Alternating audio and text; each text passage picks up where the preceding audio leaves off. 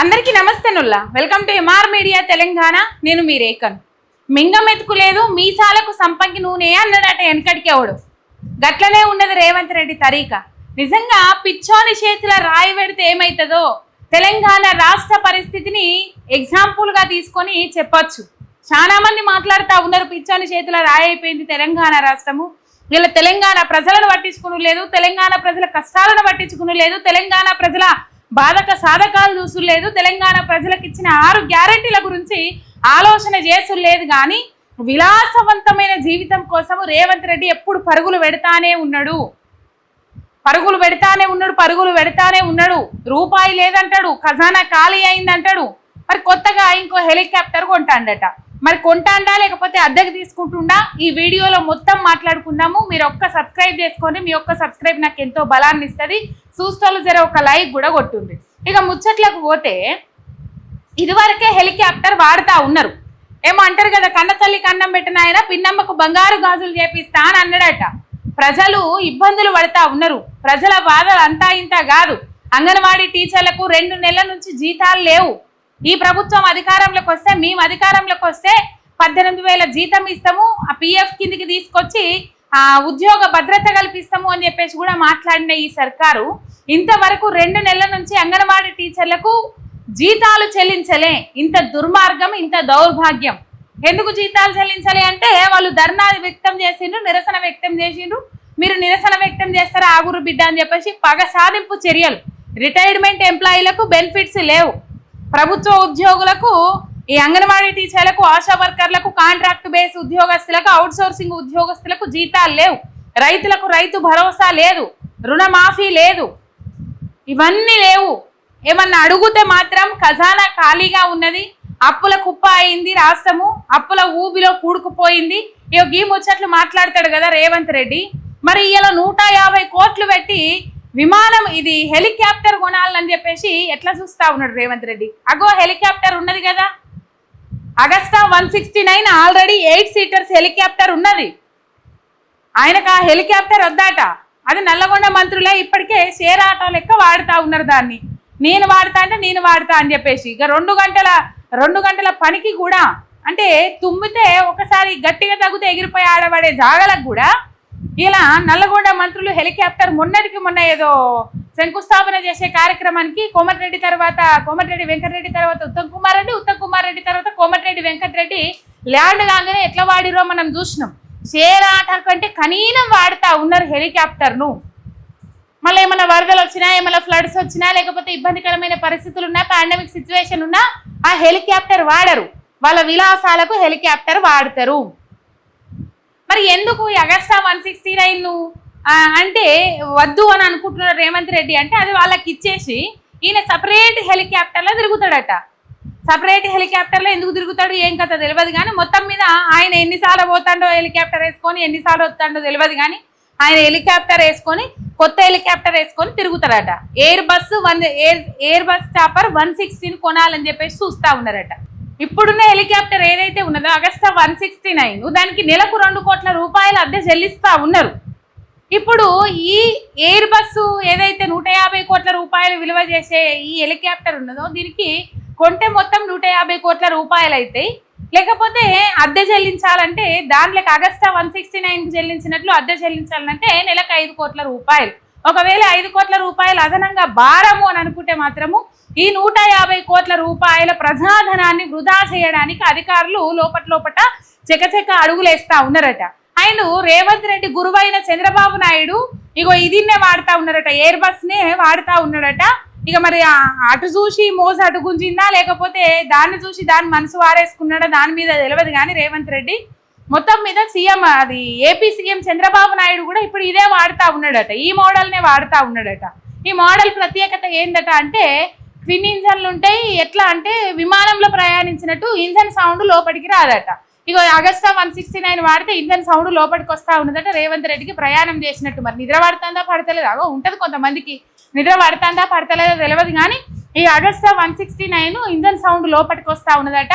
ఇగో ఈ ఎయిర్ బస్ను కొంటే, ఈ ఎయిర్ బస్ 160ని కొంటే, ఈ మోడల్ని కొంటే ఇంజన్ సౌండ్ లోపలికి రాకుండా మంచిగా ప్రశాంతంగా పోయి ప్రశాంతంగా రావాలని చెప్పేసి ఆలోచన చేస్తూ ఉన్నాడట. ఎందుకొల్ల ఏం అవసరం పడ్డది ఇప్పుడు ఈ 150 కోట్ల ప్రజాధనాన్ని వృధా చేసి? లేకపోతే నెలకు 5 కోట్లు కట్టినా కూడా, అద్దెకు నెలకు 5 కోట్లు కట్టినా కూడా పెద్ద భారమే కదా. తెలంగాణ ప్రజల సొమ్మును వృధా చేసినట్టే కదా. ఏమికి టక్కర పడతా ఉన్నది రేవంత్ రెడ్డి పాలన? ఏం చేస్తున్నారు తెలంగాణ రాష్ట్రంలో వచ్చిన కానుంచి? మనకేమైనా అర్థమవుతున్నదా? దానివల్ల పోనీ వాళ్ళకేమైనా అర్థమవుతున్నదా? ఆయనకు నచ్చినట్టు ఆయన ఒంటెత్తి పోకడ ఆయన పోతా ఉన్నాడు. ఆయన ప్రభుత్వమే ఆగమాగం ఉన్నది. మంత్రులే పక్కకొచ్చి బండబూతులు తిట్టే పరిస్థితి ఉన్నది. ఎమ్మెల్యేలు నెత్తినోరు కొట్టుకుంటున్న పరిస్థితి ఉన్నది. ఈయన 150 కోట్లు పెట్టి ఇప్పుడు ఎయిర్ బస్ చాపర్ ఇది కొంటాడు. ఎయిర్ బస్ 160 ఇది కొంటాడు. అంతకుముందు అందాల పోటీలకు 200 కోట్లు తలగబెడతాడు. మెస్సీతోని మనమన్ని ఫుట్బాల్ ఆడిపించడానికి 100 కోట్లు 150 కోట్లు అట్లా తలగబెడతాడు. 60 నుంచి 100 కోట్లు పెట్టి ఆడ క్యాంప్ ఆఫీస్ కట్టుకున్నాడట. దానికి అతిథి భవనం అని చెప్పేసి పెట్టిండు. 60 నుంచి 100 కోట్ల రూపాయలు అతిథి భవనం అని చెప్పేసి అనధికారికంగా కట్టుకున్నాడు. అదేమని సొమ్ము? తెలంగాణ ప్రజా సొమ్ము, తెలంగాణ ప్రజల సొమ్ము. ట్యాక్సులు కడతా ఉన్నారు, ప్రజలు పన్నులు కడతా ఉన్నారు, అన్ని విధాల అన్ని రకాలుగా ఉన్నది. అయినప్పటికీ కూడా నా దగ్గర రూపాయి లేదు, నన్ను కోసిన రూపాయి లేదు, నన్ను వండుక తిన్న రూపాయి లేదు, నన్ను చెప్పులు ఎత్తుకపోయటం దొంగ లెక్క చూస్తూ ఉన్నారు. బ్యాంకుల ముంగడికి పోతే ముఖం మీద దర్వాజాలు వేస్తూ ఉన్నారు. మరి ఈ 150 కోట్లు ఎట్లా వచ్చినాయి? మెస్సీతో ఫుట్బాల్ ఆడడానికి 200 కోట్ల రూపాయలు ఎట్లా వచ్చినాయి? గ్లోబల్ సమిట్ అని పెట్టడానికి 100 కోట్ల రూపాయలు ఎట్లా వచ్చినాయి? ఫ్యూచర్ సిటీ కడతా అంటాను, దానికి పైసలు ఏడికేలు వస్తాయి. మూసీ సుందరీకరణ అంటాను, దానికి పైసలు ఏడికేలు వస్తాయి. ఏడికేలు ఈ 150 కోట్లు. ఒకవైపు రైతులు ఎట్లరా భగవంతా, ఎట్లరా నాయన, వానలు సురువైనాయి, పోసిన ధాన్యం పోసినట్టుగా కల్లాలనే ఉండిపాడుగైంది, కొన్న పాపాన పోతలు ఈ సర్కారు నోట్ల మన్ను అయ్యా అని చెప్పేసి శాపనార్థాలు పెడతా ఉన్నారు. రైతులు వడ్ల కుప్పల మీదనే జీవిడిస్తా ఉన్నారు. ఎందుకు బుద్ధి లేదు ఈ సర్కార్కి? ఏమనిపిస్తలేదా? వాళ్ళు గట్లనే చాపిస్తారు, గట్లనే దుమ్మెత్తి పోస్తారు. పిల్లి శాపనార్థాలకు ఉట్లు దిగబడతాయి అని చెప్పేసి రేవంత్ రెడ్డి తుడుచుకొని పోతా ఉన్నాడు, దులుపుకొని పోతా ఉన్నాడు. కానీ కర్మఫలం అనుభవించక తప్పదు. కర్మ హిట్స్ బ్యాక్ అని చెప్పేసి ఉట్టిగానే అనలే. కంపల్సరీ కర్మ అనేది అనుభవించక తప్పదు. ఇలా అన్ని నా చేతులు ఉన్నాయని చెప్పేసి విర్రవీగుతున్నారేమో. ఒకవైపు రైతులు ఆనాడు రైతుల ధాన్యం కొనుగోలు చేయకపోతే వరేస్తే ఉరి అని చెప్పేసి కేసీఆర్ మాట్లాడిందని చెప్పేసి ఇంత పొడుగు ఎగిరిండు. 2 లక్షల కోట్ల బడ్జెట్ పెట్టినావు కేసీఆర్, పంట కొనుగోలు చేయమని చెప్పేసి. ఇవాళ 3.5 లక్షల కోట్ల బడ్జెట్. ఇప్పుడు వరేయద్దు, నీళ్లున్నాయని వరేయద్దు అని చెప్పేసి అది మళ్ళీ రైతుల వైపు పోతా ఉన్నది. కానీ ఇప్పుడు ఈ లోపలికి అగస్టా 169 వాడితే ఆయనకు గురుగురు సౌండ్ వస్తున్నదట, ఇంజన్ సౌండ్ వస్తూ ఉన్నదట.